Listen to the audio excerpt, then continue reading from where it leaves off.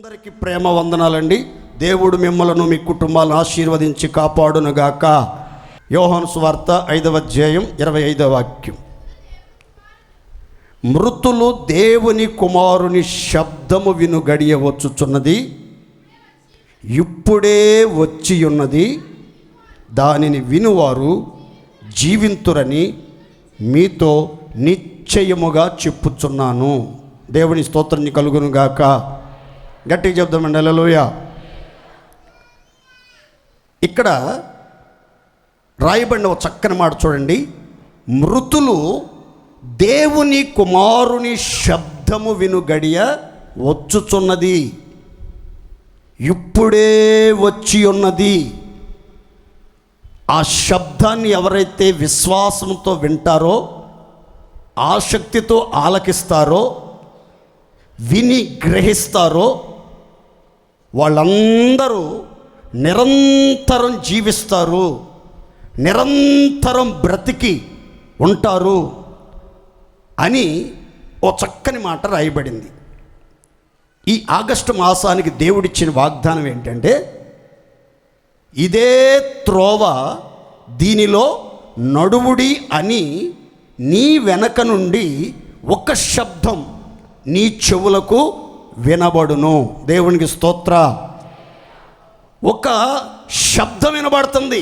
ఆ శబ్దం ఎవరిది అని అంటే, దేవుని కుమారుని శబ్దం నీ వెనక నుండి, పైనుండి నీ చెవుల్లో గింగురమనేటట్లుగా దేవుని కుమారుని యొక్క శబ్దం మీ చెవులకు వినబడుతున్నప్పుడు, ఆ శబ్దాన్ని ఎవరైతే వింటారో వాళ్ళట జీవం పొందుకుని, సమృద్ధి జీవాన్ని పొందుకుని,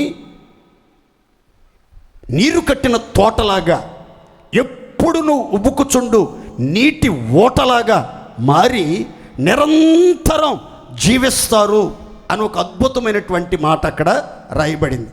ప్రియమైన దేవుని బిడ్డలారా, దేవుని కుమారుని యొక్క శబ్దం మన చెవులకు వినబడుతున్నప్పుడు సంఘంలో కానీ, ఇంటిలో కానీ, నిద్రలో కానీ, దర్శనంలో కానీ, దైవ సేవకుడు వాక్యాన్ని ఉపదేశిస్తున్నప్పుడు కానీ, దేవుని శబ్ద తరంగాలు మీ చెవులను సమీపిస్తున్నప్పుడు, మీ చెవుల దగ్గరికి వస్తూ ఉన్నప్పుడు, ఎవరైతే ఆసక్తితో ఆ దేవుని కుమారుని శబ్దాన్ని, దేవుని కుమారుని యొక్క జీవపు మాటలను ఆలకిస్తారో వాళ్ళు నిత్య జీవం కలిగినటువంటి వారిగా మార్చబడతారు. శాశ్వత జీవాన్ని స్వతంత్రించుకుంటారు. సమృద్ధి జీవం వారిలో ప్రవహిస్తుంది. వారి ముఖ వర్చస్సు జీవ కళతో కళకళ వెలిగిపోతూ ఉంటుంది.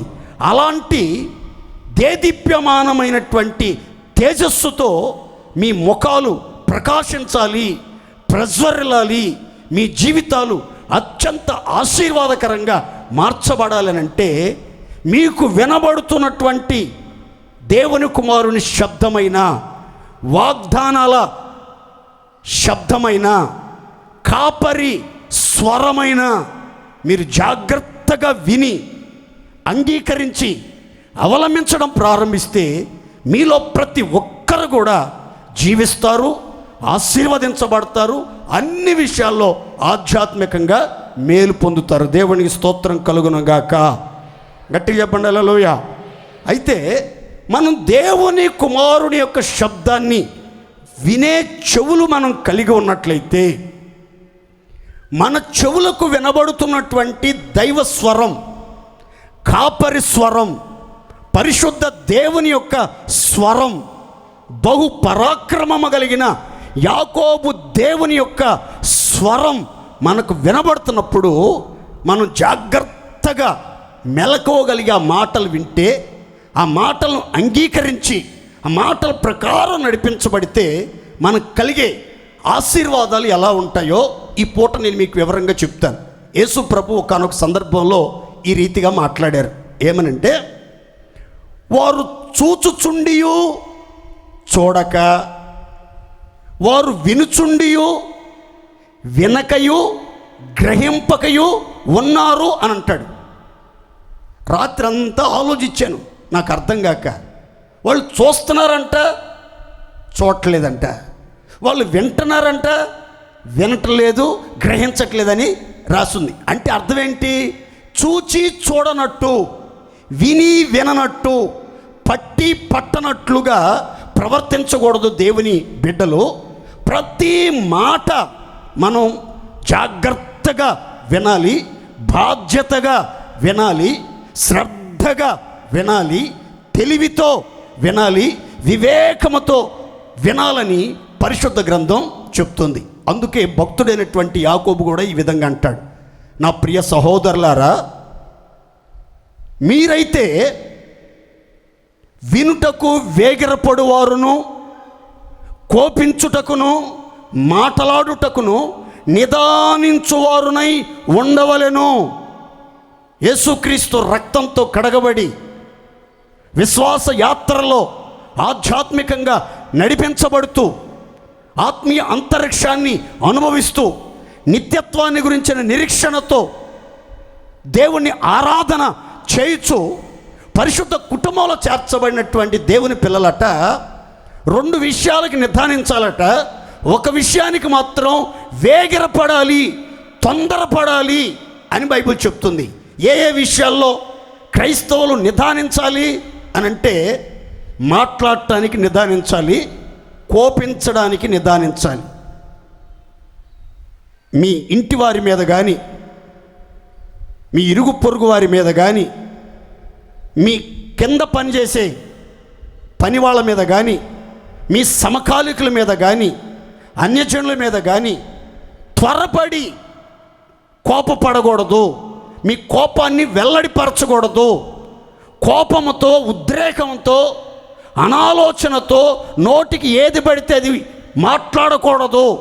కోపాన్ని ప్రదర్శించడం కానీ, మాట్లాడటానికి తొందరపడి ఆలోచన లేకుండా ఆవేశంతో మాట్లాడే మాటలు కానీ చాలా ప్రమాదకరం.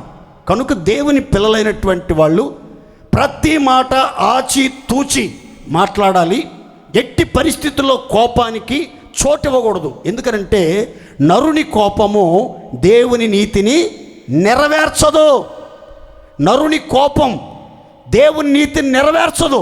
కనుక దేవుని పిల్లలు ఎట్టి పరిస్థితుల్లో కోపాన్ని చూపించకూడదు, కోపాన్ని వెల్లడి పరచకూడదు, కోపంతో ఉద్రేకంతో జీవించకూడదు, నడిపించబడకూడదు. ఎలా ఉండాలంటే మాట్లాడటానికి నిదానించాలి, కోపాన్ని చూపించడానికి నిదానించాలి. అయితే దేవుని మాట వినటానికి, పెద్దల మాట వినటానికి, పరిశుద్ధుల ఉపదేశం వినటానికి, కాపరి స్వరాన్ని వినటానికి మనం వేగిరపడాలి. దేవునికి స్తోత్ర. గట్టిగా చెప్పండి హల్లెలూయా. యేసుక్రీస్తు శరీరధారిగా ఉన్నటువంటి రోజుల్లోనంటండి ప్రజలందరూ ఆయన మాట వినుటకు, తమ రోగములను కుదుర్చుకొనుటకు పెందలకడనే దేవాలయమునకు వచ్చుచుండిరి. ఇక్కడ చూడండి, ప్రజలలో కొందరు, ప్రజలలో భక్తి కలిగినటువంటి వారు, ఆసక్తి కలిగిన వారు, రోగులు మాత్రమే, బలహీనులు మాత్రమే, కొత్తగా రక్షణ పొందిన వాళ్ళు మాత్రమే అని రాయబడలేదండి. ప్రజలందరూ ఆయన మాట వినటానికట పెందల కన్నే లేచి దేవాలయానికి వచ్చేస్తున్నారట. యేసయ్య దేవాలయంలో దేవుని మాటలు బోధిస్తుంటే, దయగల మాటలు బోధిస్తుంటే, అధికారం గల వాని వలె బోధిస్తూ ఉంటే, ఆ బోధ వినటానికి, ఆయన మాటల మకరందాన్ని ఆస్వాదించి అనుభవించడానికట పెందల కడనే గుంపులు గుంపులుగా, తండాలుగా సిద్ధపడి జల ప్రవాహంలాగా తరలి వస్తా ఉన్నారని బైబిల్ గ్రంథం చెప్తుంది. మరొక సందర్భంలోనండి ఎజ్రా, లేవీలు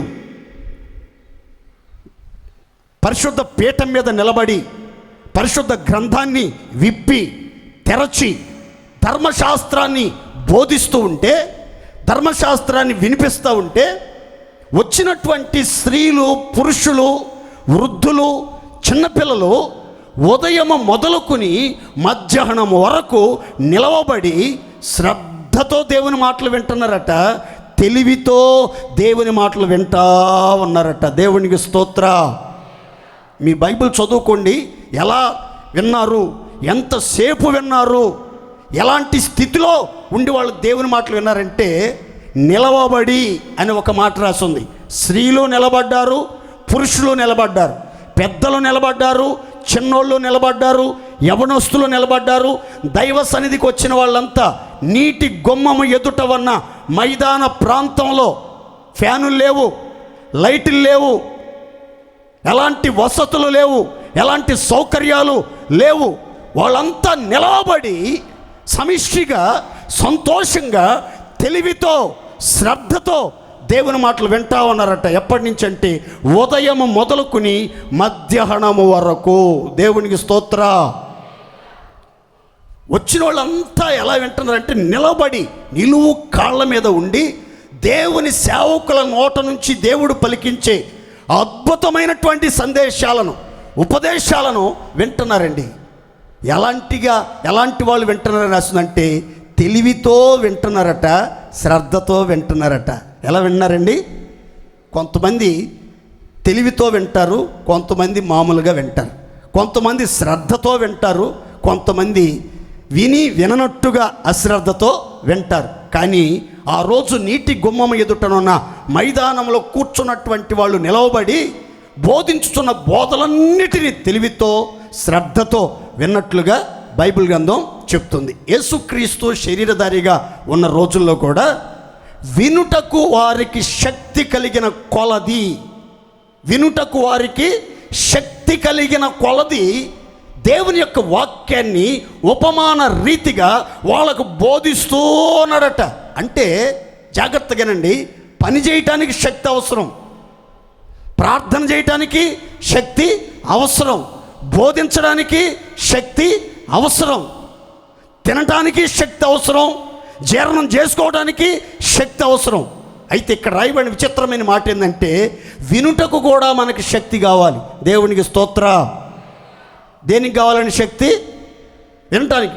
సాధారణంగా అనుకుంటారు బోధించే వాళ్ళకి చాలా ఎనర్జీ ఖర్చు అయిపోద్దండి, చాలా క్యాలరీస్ ఖర్చు అయిపోతాయండి. వింటుంది ఏముంది, మనం అంత వెళ్ళి కూర్చుని విని వెళ్తూ ఉంటాం. కానీ వాళ్ళు బోధించాలంటే అంతసేపు ఎలా నిలబడుతున్నాడో, అంతసేపు ఎలా బోధిస్తున్నాడో, అంతసేపు ఎలా విసుక్కోకుండా ప్రార్థన చేస్తున్నారో అనుకుని కొంతమంది భక్తి కలిగిన వాళ్ళు అనుకుంటారు.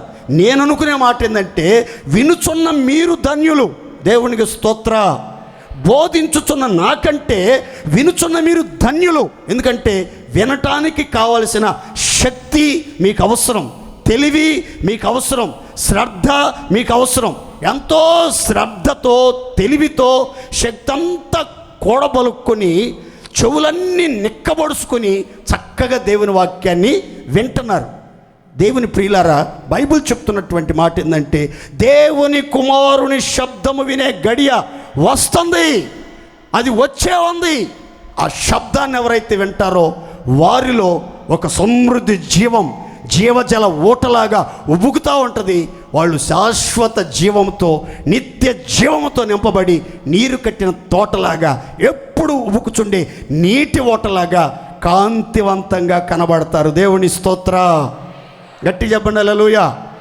వినేవారికి కలిగే ధన్యకరమైనటువంటి పరిస్థితులు ఎలా ఉంటాయో, ఎలాంటి చెవులు మనం కలిగి ఉండాలో మీకు వివరంగా చెప్తాను, జాగ్రత్తగా వినండి. ఎలాంటి చెవులు మనం కలిగి ఉండాలి, ఎలాంటి చెవులు మనం కలిగి ఉండాలి. మొదటి చెవి గురించి చెప్తాను, చదువుకుందాం. చూడండి, మత్తయి సువార్తమానం 13వ అధ్యాయం 16వ వాక్యం అండి. మత్తయి సువార్తమానం 13వ అధ్యాయము 16వ వాక్యం చదువుకుందాం ప్రియులారా. మీ కన్నులు చూచుచున్నవి గనుక అవి ధన్యములైనవి. నోట్ చేసుకోండి. మీ చెవులు వినుచున్నవి గనుక అవి ధన్యములై ఉన్నవి. చప్పట్లు కొట్టి దేవుడు మహిమపడదాం గట్టిగా.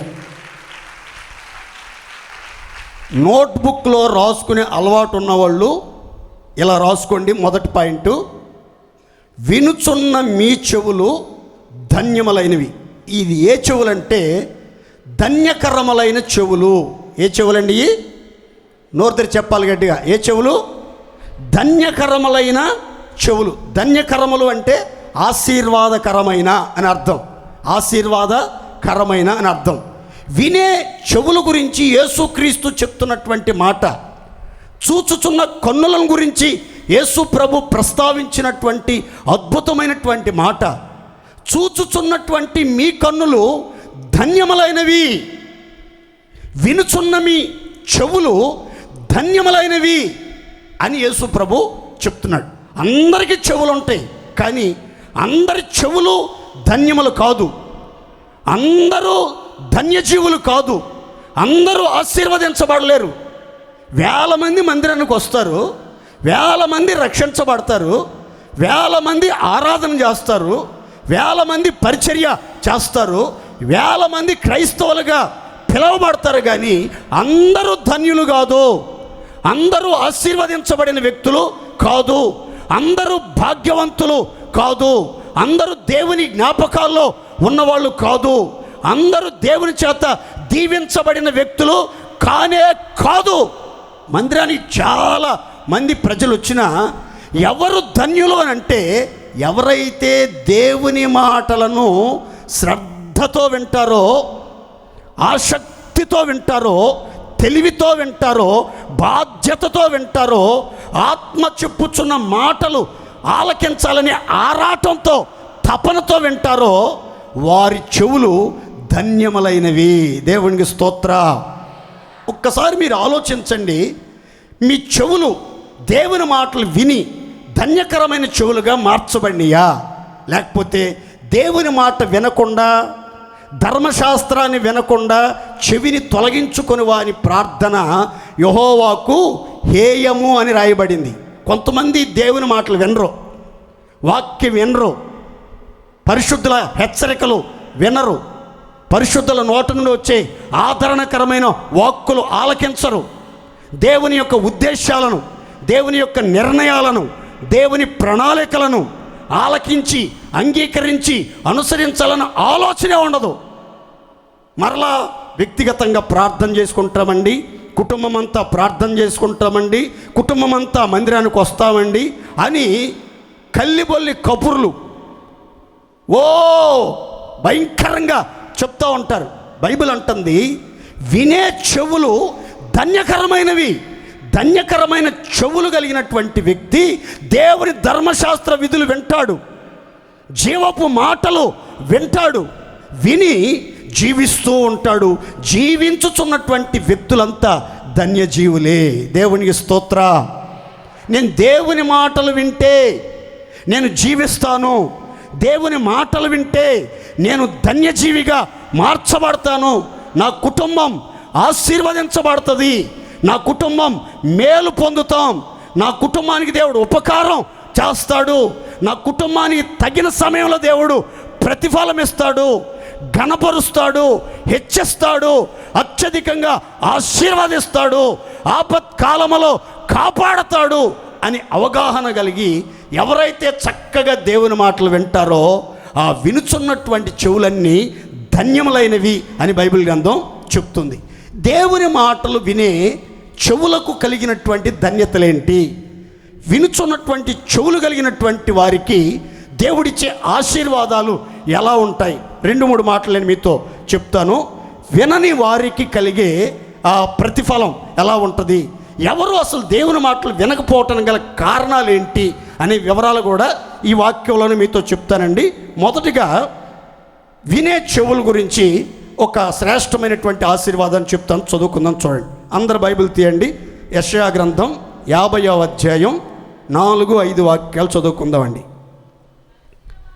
యెషయా గ్రంథము 50వ అధ్యాయము 4-5 వాక్యాలు చదువుతున్నారండి. అందరు జాగ్రత్తగా వినండి. అలసిన వానిని ఓరడించు మాటల చేత శిష్యునికి తగిన నోరు యెహోవా నాకు దయచేసి ఉన్నాడు. శిష్యులు వినున్నట్లుగా నేను వినుటకై ఆయన ప్రతి ఉదయమున నాకు వినుబుద్ధిని పుట్టించుచున్నాడు. ప్రభువగు యెహోవా నా చెవికి వినుబుద్ధిని పుట్టింపగా నేను ఆయన మీద తిరుగుబాటు చెయ్యలేదు. వినకుండా నేను తొలగిపోలేదు. తలలపైకి చూడండి, ఇక్కడ రాయబడిన చక్కని మాట ఏంటంటే, భక్తుడు అన్నాడు, నా దేవుడు, నా పరలోకపు తండ్రి, నన్ను సృజించిన సృష్టికర్త అయినటువంటి మహాదేవుడు ప్రతి ఉదయమున నా చెవులకు వినుబుద్ధిని పుట్టిస్తున్నాడు. ఏ బుద్ధి అండి? నోరుదరి చెప్పాలి. కొంతమంది తినుబుద్ధి పుట్టట్లేదండి, సరిగా తింటలేదండి పిల్లోడు. కుండలోనే ఉంటుంది, పిల్లోడేం బక్క చిక్కిపోతున్నాడు. తినే బుద్ధి పుట్టించేటట్లుగా, తినే ఆలోచన పుట్టేటట్లుగా ప్రార్థన చేయండి. చాక్లెట్లు తింటాడు, డ్రింక్స్ తాగుతాడు, థమ్సప్ తాగుతాడు, రకరకాల జ్యూసులు తాగుతాడు, కానీ అన్నం తినడు. బలవర్ధకమైన ఆహారం తినటానికి వాడికి అసలు బుద్ధి పుట్టదండి, ఇష్టపడ్డండి. ప్రార్థన చేయండి పాస్టర్ గారు అంటూ ఉంటారు. ఇక్కడ భక్తుడు తినుబుద్ధిని గురించిగా చెప్పేది. ఏ బుద్ధి గురించి చెప్తున్నాడంటే, ప్రతిరోజు తెల్లవారితే చాలు నా చెవులకి వినుబుద్ధిని దేవుడు పుట్టిస్తున్నాడు. దేవునికి స్తోత్ర. ఎలా వినే బుద్ధి అని అంటే, శిష్యులు వినున్నట్లుగా. శిష్యులు గురువు గారి దగ్గర ఎంత జాగ్రత్తగా లెసన్ నేర్చుకుంటారు. గురువుగారు బోధించేటప్పుడు, గురువుగారు పాఠాలను తెలియపరిచేటప్పుడు ఎంత క్రమశిక్షణతో, ఎంత నేర్పుతో, ఎంత ఓర్పుతో, ఎంత జాగ్రత్తతో, ఎంత బాధ్యతతో పిల్లలు ఆ యొక్క గురువుగారి యొక్క బోధలు, మాటలు, ఆ విద్య అభ్యసించడానికి ఎంత జాగ్రత్తగా చెవియొగ్గి ఆ యొక్క గురువుగారి మాటలు వింటారో, అలాగు వినేటట్లుగా, అలాగు ఆలకించేటట్లుగా, ఏ ఒక్క మాట తప్పిపోకుండా, ఏ ఒక్క మాట మిస్యూజ్ కాకుండా, ప్రతి మాట నేను జాగ్రత్తగా వినేటట్లు, శిష్యునికి తగినటువంటి నోరు శిష్యులు వినేటట్లుగా నాకు కూడా ప్రతిరోజు ఉదయాన వినుబుద్ధి నా చెవులకి పుట్టిస్తున్నాడు. దేవుడు నా చెవులకు వినుబుద్ధి పుట్టించాడు కాబట్టి నేను ఆయన మీద తిరుగుబాటు చెయ్యలేదు. దేవుని స్తోత్ర. నా చెవులకు యెహోవా వినుబుద్ధిని పుట్టించగా నేను ఆయన మీద తిరుగుబాటు చేయలేదు. ఆయన మాటలు వినకుండా నేను ఎన్నడూ తొలగిపోలేదు, దూరంగా తొలగిపోలేదు, వెనక్కి వెళ్ళిపోలేదు.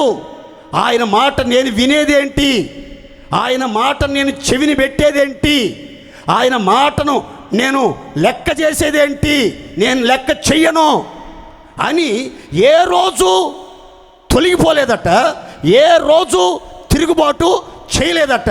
బాబు, నువ్వు తిరుగుబాటు చేయకుండా దేవుని మాట వినటానికి, నేను వినను అని తొలగిపోకుండా దేవుని సన్నిధిలో శిష్యుడిలాగా చెవియొగ్గి జాగ్రత్తగా చెవులు నోరు అప్పగించుకొని గురువుగారి మాట వినటానికి కారణం ఏంటరా బాబు అంటే, నా చెవులకి దేవుడు వినుబుద్ధి పుట్టించాడు, అందుకని నేను ఆయన మీద తిరుగుబాటు చేయలేదు, ఆయన మాట వినకుండా నేను ఎన్నడూ తొలగిపోలేదు. దేవుని స్తోత్ర. చూడండి ప్రియులారా, తల్లిదండ్రులైనా, పెద్దలైన, సంఘంలో దైవ సేవకులైనా ఎవరికి చెప్తారు మాట? బాబు, ఈ పరిచర్య చెయ్యి, ఈ పని బాధ్యతగా చెయ్యి, నమ్మకంగా చెయ్యి, హృదయపూర్వకంగా చెయ్యి, దేవుడు నిన్ను ఆశీర్వదిస్తాడు, నీ కుటుంబాన్ని ఆశీర్వదిస్తాడు, నీకు ఆధ్యాత్మికంగా కావాల్సిన కృప దేవుడు అనుగ్రహిస్తాడు. ఎవరికి చెప్తారు? దైవ సేవకులైనా, ఇంట్లో కూడా తల్లిదండ్రులు కూడా, అమ్మా ఇల్లు వాకిళ్ళు ఊడువు, బట్టలు వాష్ చేయి, వంట వార్పు సిద్ధపరచు, ఇంటిని శుభ్రపరచు, ఇంటి పని అంతా చక్కగా తీర్చిదిద్దమ్మా అని ఎవరికి బాధ్యతలు, పనులు అప్పగిస్తారంటే చేసేవాళ్ళకే అప్పగిస్తారు, వినేవాళ్ళకే చెప్తారు. నేను చేయను అని తిరుగుబాటు చేస్తున్నారనుకోండి, వాళ్ళ పొరపాటున తల్లిదండ్రులు ఇక ఏ పని కానీ, ఏ బాధ్యత కానీ అప్పగించరు. ఇంట్లో 3 పిల్లలుంటే ఎవరైతే తల్లిదండ్రుల మాట విని లోబడి వాళ్ళు చెప్పినట్లుగా చేయటానికి ఇష్టపడతారో వాళ్ళకే పని చెప్తారు. పద్దాక నాకే పని చెప్తావు ఏంటంటే నువ్వు వింటున్నావు, అందుకే నీకే చెప్తున్నారు పని. అందుకే నీకు నాకు పని అప్పచెప్పట్లేదు అంటే నువ్వు వింటలేదు. విన్నట్టు ఉన్నావు కానీ వింటలేదు, గ్రహించినట్టు ఉన్నావు కానీ గ్రహించట్లేదు, బాధ్యతగా నడిపించబట్టలేదు, తిరుగుబాటు చేస్తున్నావు, తొలగిపోతున్నావు. అందుకని నీకే బాధ్యతలు అప్పగించట్లేదు. దేవుని వాక్యం చూడండి ఎంత స్పష్టంగా ఉందో. ఎన్నడూ నేను తిరుగుబాటు చేయలేదు, ఎన్నడూ ఆయన మాట వినకుండా తొలగిపోలేదు. ఈరోజు ఎంతోమంది తల్లిదండ్రుల మీద తిరుగుబాటు చేయటానికి, సేవకుల మీద తిరుగుబాటు చేయటానికి, పరిశుద్ధుల మీద తిరుగుబాటు చేయటానికి, దేవుని మాట వినకుండా, కాపరి స్వరాన్ని వినకుండా, హెచ్చరికలతో కూడినటువంటి గద్దింపు మాటలు వినకుండా తొలగిపోవటానికి గల కారణం ఏంటంటే చెవులకి వినాలన్న బుద్ధి లేదండి, వినాలన్న ఆలోచన లేదు. అసలు వినాలన్న ఆలోచన లేదు, నేర్చుకోవాలన్న ఆలోచన లేదు. నేను ధన్యజీవిగా బ్రతకాలన్న గ్రహింపు లేకుండా బ్రతుకుతున్నారు. మీ జీవిత పయనంలో మీ అందరి చెవులు ధన్యములుగా మార్చబడాలి, మీ కుటుంబాలు దీవించబడి దేవుని కృపలో వర్ధిల్లాలంటే మీరు ప్రతిరోజు ప్రార్థన చేసుకోవాలి. అయ్యా, ప్రతి దినము ఉదయకాలమున నా చెవులకు వినుబుద్ధిని పుట్టించండి. శిష్యుడు వినున్నట్లుగా నేను వినున్నట్లుగా. ప్రతి ఆదివారం ఉదయం ప్రార్థన చేసుకుని మందిరానికి రావాలి. అయ్యా, శిష్యులు వినున్నట్లుగా నేను వినేటట్లు నా చెవులకు వినుబుద్ధిని పుట్టించండి, నా చెవులకు వినుబుద్ధిని పుట్టించండి. నేను తొలగిపోకుండా మీ మాటలు వినాలి, తిరుగుబాటు చేయకుండా మీ మాటలు వినాలి. ప్రతి మాటకు నేను లోబడాలి, ప్రతి మాటకు నన్ను నేను అన్వయించుకొని అప్పగించుకొని నా జీవితాన్ని పరిశీలన చేసుకుని పరీక్షించుకొని దిద్దుకొని ఒక నవజీవన మార్గాల్లో నడిపించబడాలి. ఆ దిశగా ఉండేటట్లు నా చెవులకు వినుబుద్ధి పుట్టించు ప్రభువా, వినుబుద్ధి పుట్టించు ప్రభువా అని ప్రార్థన చేసుకుని రావాలి. అప్పుడు తప్పకుండా మీ చెవులకు దేవుడు వినుబుద్ధి పుట్టిస్తాడు. చెవుడు గల నత్తి వాళ్ళైతే మీ చెవుల్ని దేవుడు తెరుస్తాడు. దేవుని మాట వినే కృప దేవుడు అనుగ్రహిస్తాడు. దేవుని స్తోత్ర. గట్టిగా చెప్పండి హల్లెలూయా. యేసు ప్రభు ఒక రోజున ఓ ప్రాంతానికి వస్తే ఆ ఊళ్ళో వాళ్ళు చెవుడు కలిగినటువంటి నత్తివాడిని ఒకడిని యేసు ప్రభు దగ్గరికి తీసుకెళ్ళి, అయ్యా వీడిని బాగు చేయి ప్రభువా అని అడిగారు. యేసు ప్రభు వాడిని ఆ జనుల మధ్యలో నుంచి, ఆ ఊరి మధ్యలో నుంచి చేయబట్టుకుని ఏకాంతంగా ఊరి వెలుపలికి తీసుకుని వెళ్ళిపోయి వాడి చెవుల్లో వేళ్ళు పెట్టి ఉమ్మితో వాడి నాలుకకు రాసి ఆకాశం వైపు కన్నులెత్తి ఒకే మాట బిగ్గరగా చెప్పి నిట్టూర్పు విడిచాడు. ఏమనంటే ఎప్పతా అని.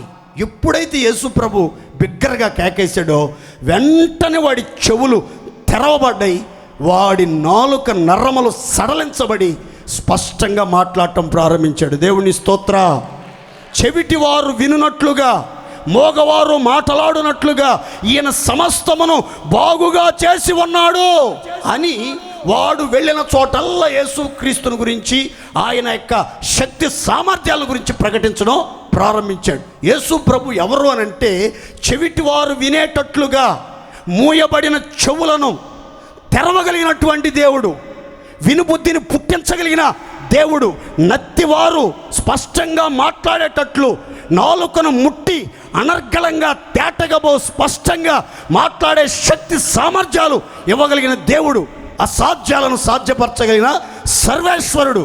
అయితే మనం వాంఛించి దేవుని సన్నిధిలో ప్రాధేయపడి ప్రార్థన చేసుకోవాలి. ఏమనంటే ప్రతి దినము ఉదయమున నా చెవులకు ఏ బుద్ధి కావాలి? నోరు తెరిచి చెప్పాలి గట్టిగా, వినుబుద్ధి కావాలని ప్రార్థన చేసుకుంటే దేవుడు మీ చెవులు తెరుస్తాడు. ఏం చేస్తాడు? తెరుస్తాడు. కొంతమందివి చెవులు మూసుకుని పోయి ఉంటాయి, లోపల గుబులు ఉంటుంది. అందుకని 1, 2 సార్లు 3 సార్లు చెప్తే కనుక ఎలగదు. ఈ ట్యూబ్లైటు 1, 2, 3 సార్లు చెప్తే కనుక ఎలగదు. అందుకే నేను 1, 3, 4, 5 సార్లు కూడా చెప్తూ ఉంటా. అన్ని ట్యూబ్లైట్లు వెలిగించాలని ఆశ నాకు. దేవునికి స్తోత్ర. గట్టిగా చెప్పండి హల్లెలూయా. ఇక్కడ చూడండి, యేసు ప్రభు చెప్తున్నాడు, ఎప్పతా అని ఎప్పుడైతే కేకేశాడో వాడి యొక్క చెవుడు కలిగినటువంటి చెవులు తెరవబడ్డాయి. నత్తి నాలుక అనర్గళంగా మాట్లాడటం ప్రారంభించింది. అలాంటి అద్భుతం జరగటాన్ని మనం ప్రార్థన చేసుకోవాలి. ఎందుకు మనం వినే చెవులు కలిగి ఉండకుండా, మనం దేవుని మాటలు వినకుండా మన హృదయాలు కఠినమైపోతున్నాయి? దేన్ని బట్టి ఒక్క మాట చదువుకుందాం చూడండి. చాలా అమూల్యమైనటువంటి మాటలు ఇవన్నీ. మీరు రాసుకోండి, చదివితే కూడా మంచి. కొంచెం బిగ్గరగా చదవడమ్మా. బైబిల్ చదివేవాళ్ళు కొంచెం టిఫిన్ చేసిరండి. నేను ఉపవాసం ఉండి వస్తున్నాను కాబట్టి మీరు టిఫిన్ చేసిరండి కొద్దిగా. జకర్యా గ్రంథం 7వ అధ్యాయం 9 నుంచి 11 వాక్యాలు. జకర్యా గ్రంథం 7వ అధ్యాయం 9 నుంచి 11 వాక్యాలు చదవండి. సైన్యములకు అధిపతియగు యెహోవా ఏలాగు ఆజ్ఞ ఇచ్చుచున్నాడు, సత్యమును అనుసరించి తీర్పు తీర్చండి. అమ్మా భక్త అక్కడ చదువుతున్నారు, చదవండి. కరుణా వాత్సల్యములను కనపరచుడి, విధవరాండ్రను, తండ్రి లేని వారిని, పరదేశులను, దరిద్రులను బాధ పెట్టకుడి. మీ హృదయమందు మీ సహోదరులలో ఎవరికిని కీడు చేయ తలచుకుడి. అయితే వారు ఆలకెంప నొల్లక మూర్ఖులై వినకుండా చెవులు మూసుకొనిరి. ధర్మశాస్త్రము చాలండి, తలపైకి చూడండి. ఇక్కడ మాట చెప్తాను. దేవుడు చెప్పాడు, బాబు మీరు సత్యాన్ని అనుసరించి తీర్పు తీర్చండి. మీరు ఆశీర్వదించబడాలనుకుంటే, మీరు ధన్యజీవులుగా అన్యజనుల మధ్యలో నిలిచి ఉండాలనుకుంటే సత్యమును అనుసరించి తీర్పు తీర్చండి. విధవరాండ్రను కానీ, తల్లిదండ్రులు లేని వాళ్ళని కానివ్వండి, పరదేశులను కానివ్వండి, ఎవరిని బాధ పెట్టబాకండి, ఎవరిని దుఃఖ పెట్టబాకండి. మీ సహోదరుల ఎడల ఎవరికి దయచేసి కీడు చేయాలన్న ఆలోచన, తలంపు మీ హృదయాల్లో పుట్టనీబాకండి. మీరు కరుణా వాత్సల్యతలను కనపరచండి దయచేసి. మీరంతా దేవుడు నమ్ముకున్న బిడ్డలు. మీ దేవుడు కరుణా సంపన్నుడు, వాత్సల్య పూర్ణుడు, క్షమించుటకు సిద్ధమైన మనస్సు గల దేవుడు. కాబట్టి మీరు కూడా మీ సహోదరుల మీద, ఇరుగు పొరుగు వాళ్ళ మీద కరుణా వాత్సల్యతను కనపరచండి. ఎవరిని బాధ పెట్టబాకండి. సత్యమును అనుసరించి నడుచుకోండి. ఎవరికి కీడు చేయాలన్న తలంపులు కూడా మీ మనసులో పుట్టనీబాకండి అని చెప్తేనంట దేవుడు, వీళ్ళట మూర్ఖులై తమ హృదయాన్ని కఠినపరుచుకుని తమ పితరుల వలె దుష్టులై దేవుని మాట ఆలకించకుండా నడిపించబడ్డారట. ఎంత భయంకరమైన మాట చూడండి. ఈరోజు ఎంతో మందితో దేవుడు మాట్లాడుతున్నాడు. మీరు వినండి. వింటే మీరు ధన్యులవుతారు, వింటే మీరు బాగుపడతారు, వింటే మీరు ఆశీర్వదించబడతారని. ఇలా ప్రవర్తించండి, ఇలా నడుచుకోండి, ఇలా జీవించండి, ఇలాంటి కరుణా వాత్సల్యతలను కనపరచండి. దయచేసి విధవరాళ్ళకు కానీ, పరదేశులకు కానీ, తల్లిదండ్రులు లేని వారిని కానీ బాధ పెట్టబాకండి. ఎవరికి కీడు చేయాలన్న తలంపు కూడా పుట్టనీబాకండి అని దేవుడు మాట్లాడుతుంటేనట, వాళ్ళు మూర్ఖులై హృదయాన్ని గురిగింజలాగా, చెకుముకి రాతిలాగా కఠినపరుచుకుని దేవుని మాట వినకుండా వాళ్ళు దుష్ట ప్రవర్తన కలిగి నడిపించబడ్డారట. నా ప్రియమైన దేవుని బిడ్డలారా, నా మాటనండి. ఎందుకో పదే పదే దేవుడు మీతో మాట్లాడుతున్నాడు. ఏ ఒక్కరూ మీ హృదయాన్ని కఠినపరుచుకోవద్దు, మూర్ఖ ప్రవర్తన కలిగి నడిపించబడవద్దు. అందరూ దేవుని మాటకు విధేయత కలిగి జీవించండి. దేవుని మాటలు వినండి, దేవుని మాటల ప్రకారం నడుచుకోండి. దేవుడు మిమ్మును, మీ కుటుంబాలను అన్ని విషయాల్లో ఆశీర్వదించి కాపాడునుగాక. అందరు చెప్పండి గట్టిగా హల్లెలూయా, హల్లెలూయా. ఇంకొక మాట కూడా చెప్తాను చూడండి. ఇంకో మాట చెప్తాను చూడండి దయచేసి. మొదటి మాట ఏంటంటే, వినుచున్న చెవులు ధన్యమైనవి. ధన్యకరమైన చెవుల గురించి చెప్పాను.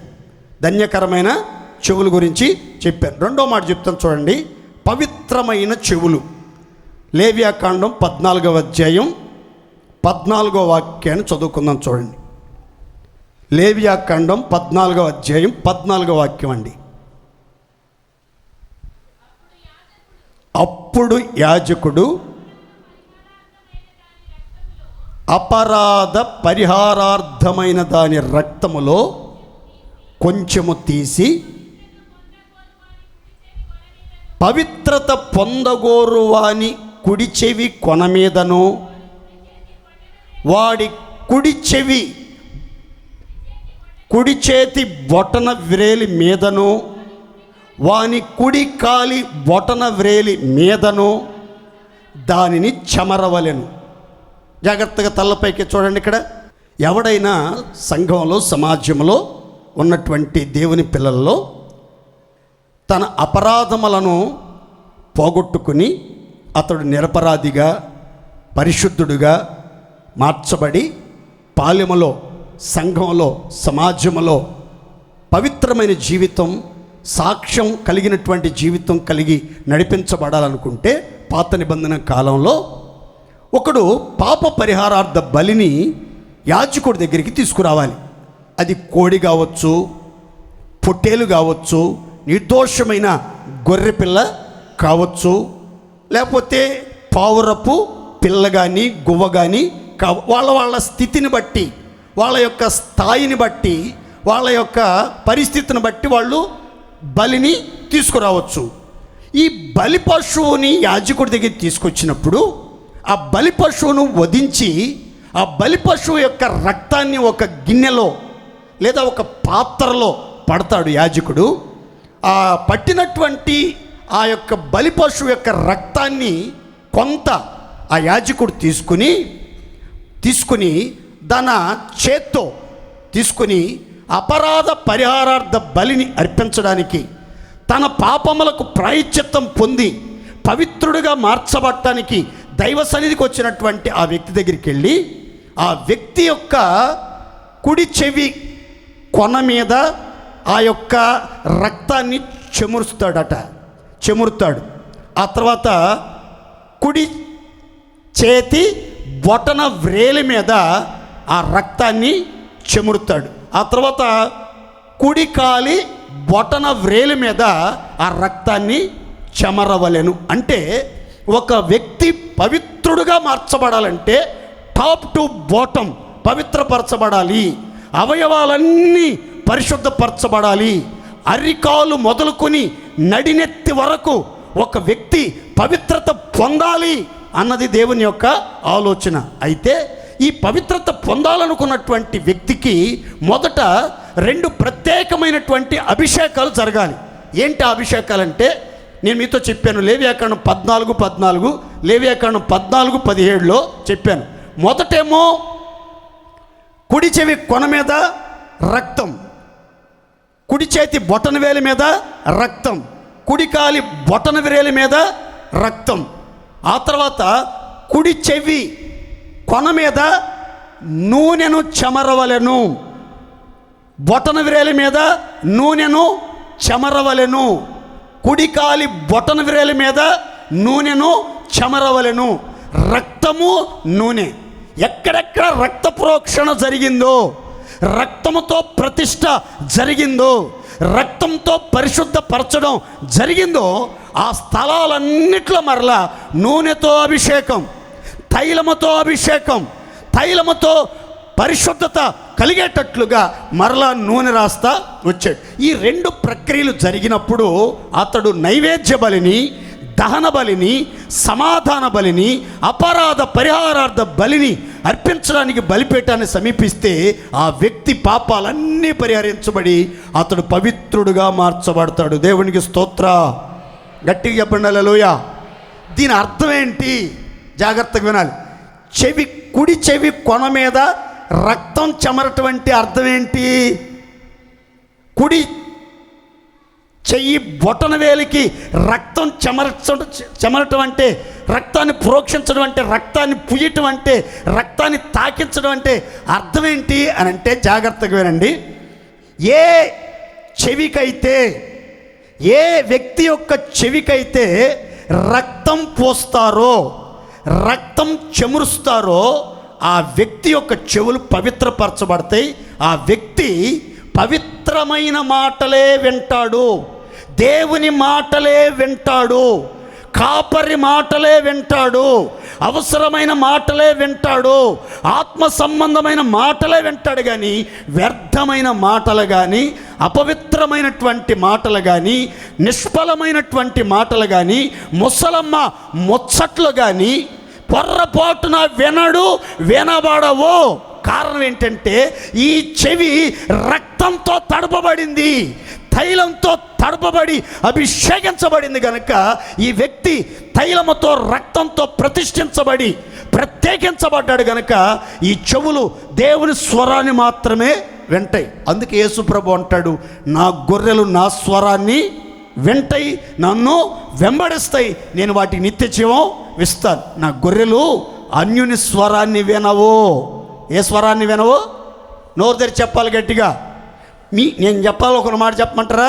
ఇంతకీ మీ చెవులు రక్తంతో చెమరబడ్డాయా లేదా? రక్తం మీ చెవులకు పుయ్యబడిందా లేదా? మీ చెవులు పవిత్రపరచబడ్డాయా, ఇంకా అపవిత్రతతోనే నిండి ఉన్నాయా? మీ చెవులు పవిత్రపరచబడితే, రక్తం తాకించబడితే మీ చెవులకి తప్పకుండా దేవుని మాట మాత్రమే వింటారు, పరిశుద్ధమైన మాట మాత్రమే వింటారు, కాపరి స్వరాన్ని మాత్రమే వింటారు. లేకపోతే అన్యుల స్వరాన్ని విని అపాసుపాలయ్యే అవకాశం ఉంది. దేవునికి మహిమ కలుగును గాక. ఎందుకు ఈ మాటలు చెప్తున్నాను మీకు అర్థమవటం చెప్తాను చూడండి. ఒకరోజు దేవుడు ఆదాము దగ్గరికి వచ్చి అంటాడు, ఆదామా, నీవు నీ భార్య మాట విని. ఎవరి మాట?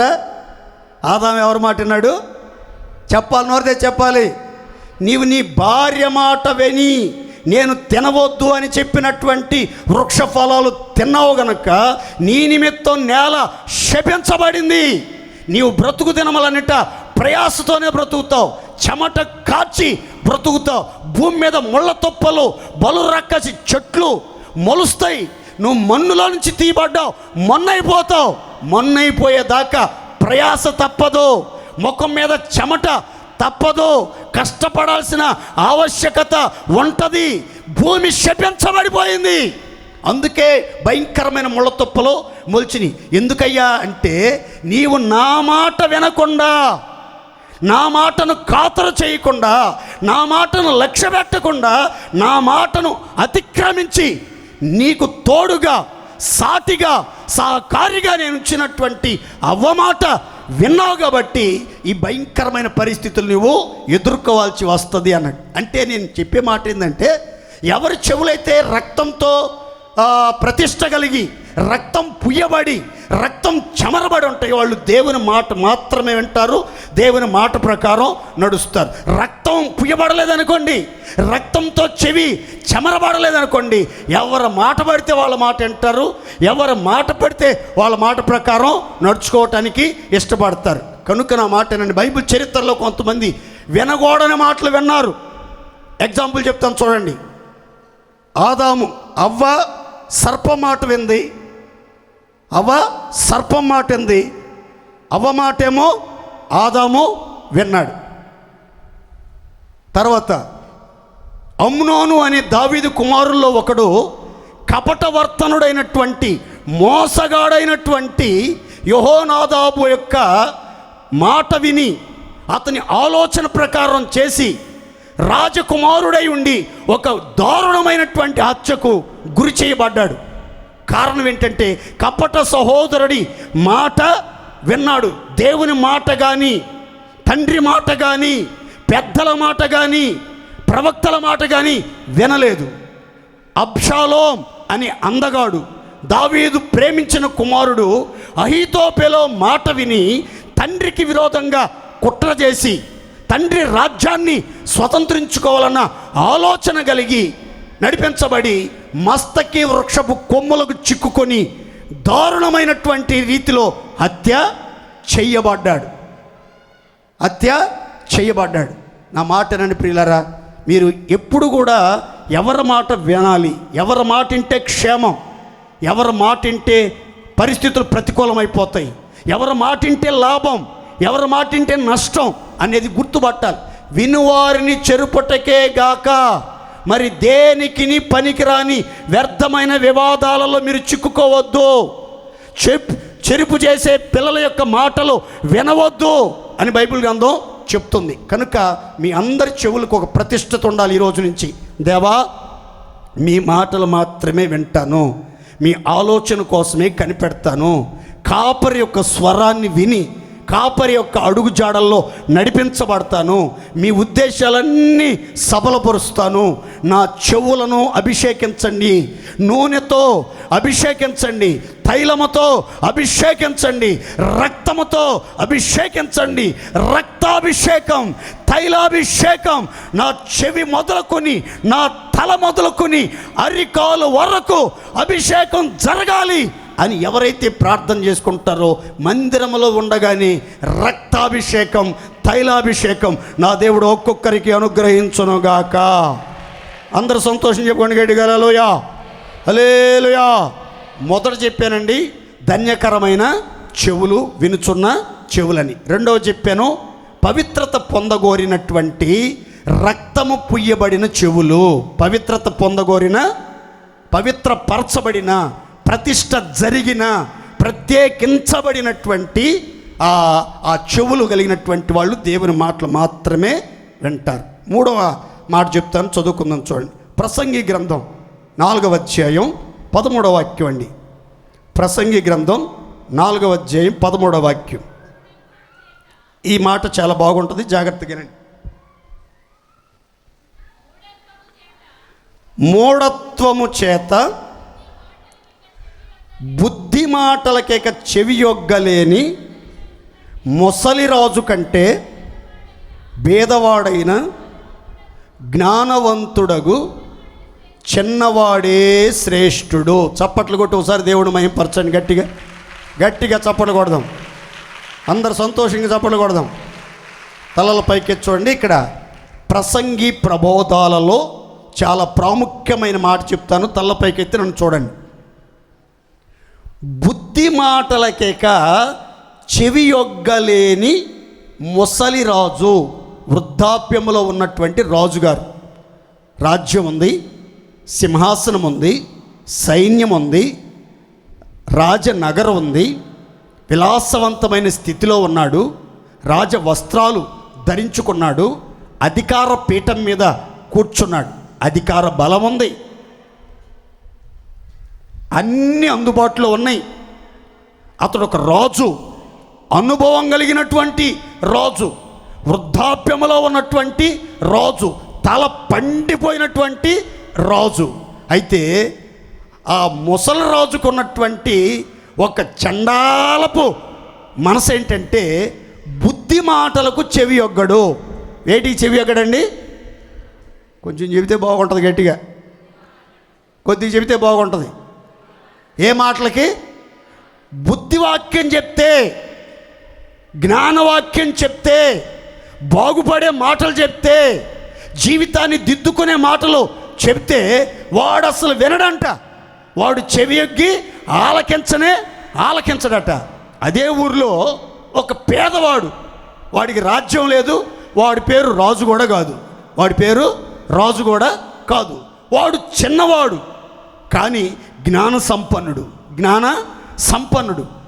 అందుకని ఈ జ్ఞానం కలిగినటువంటి చిన్నవాడు వీడు పేదవాడైనప్పటికీ, దరిద్రుడైనప్పటికీ, ఇల్లు లేనప్పటికీ, ఉద్యోగం లేనప్పటికీ, జీవన సాధనమైంది ఏది లేనప్పటికీ అతడట చాలా జ్ఞానం కలిగి బుద్ధి మాటలకు చెవి యొగ్గుతా ఉన్నాడట.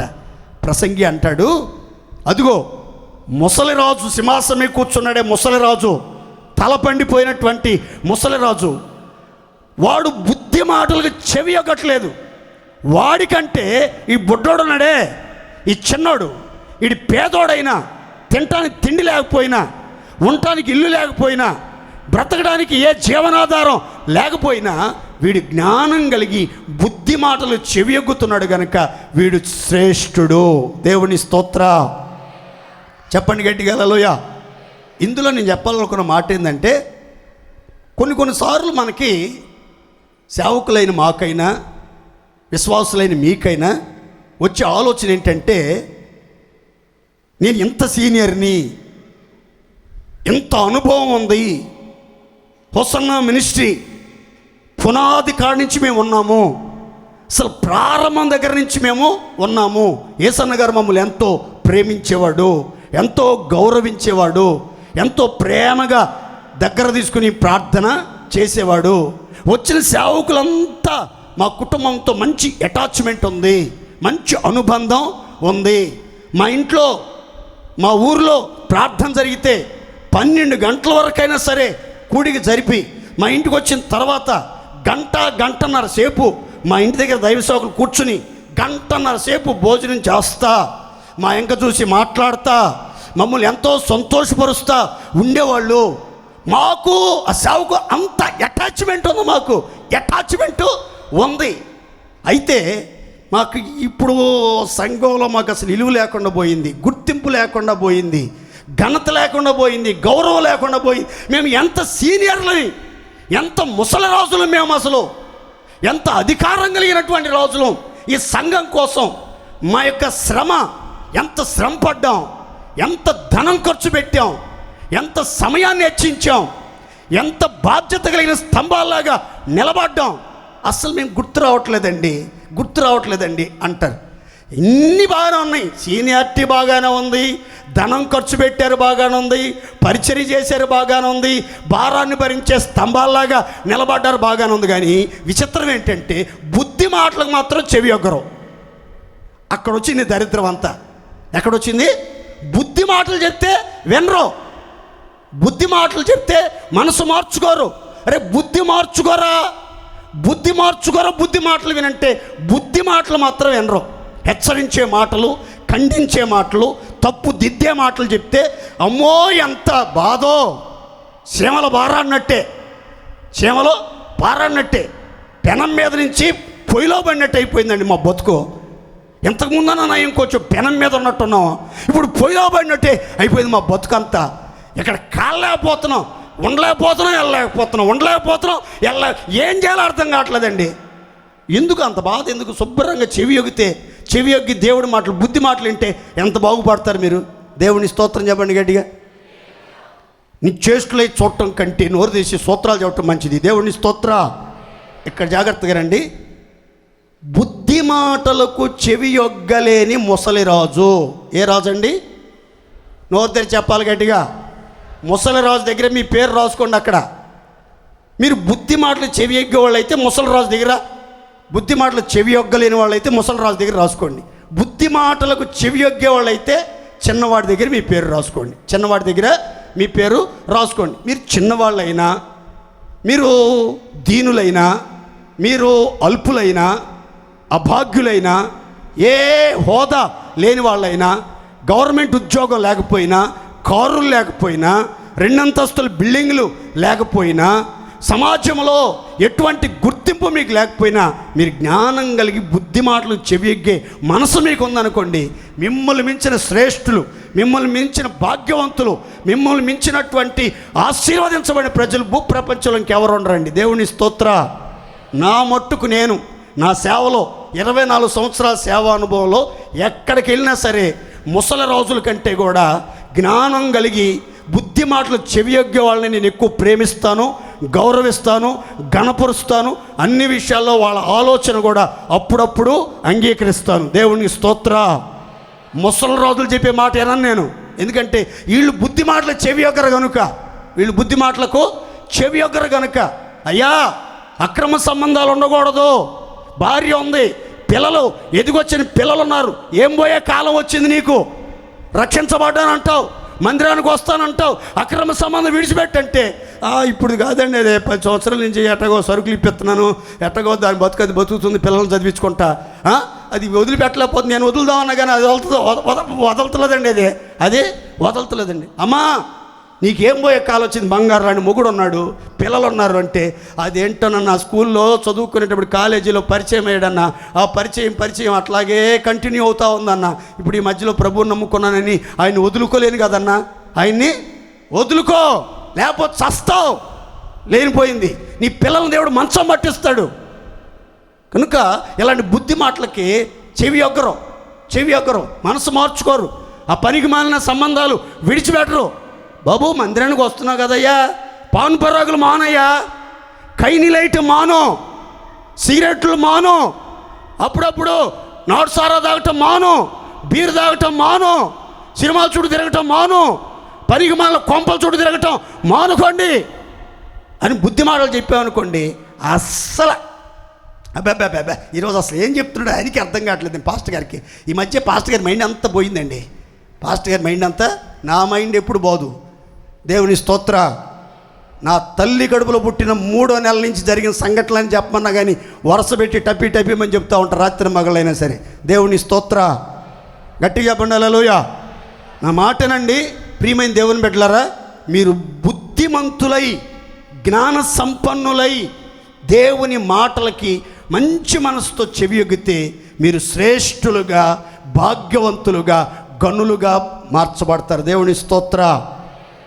ఒక అబ్బాయి చరిత్ర చెప్తాను, చదువుకుందాం. చూడండి, రాజుల 2వ గ్రంథం 12వ అధ్యాయం 2వ వాక్యం అండి. రాజుల 2వ గ్రంథం 12వ అధ్యాయం 2వ వాక్యం. యాజకుడైన యెహోయాదా తనకు బుద్ధి నేర్పువాడై ఉండిన దినములన్నింటను యోవాషు యెహోవా దృష్టికి అనుకూలముగానే ప్రవర్తించుచుండెను. చప్పట్లు కొట్టి ఒకసారి దేవుడు మహింపరచవచ్చుగా, సంతోషంగా. ఒకసారి 2 చేతులు ఎత్తి గట్టిగా స్తోత్రాలు చెప్పుకోండి, గట్టిగా కొంచెం హుషారుగా చెప్పుకోండి, గట్టిగా.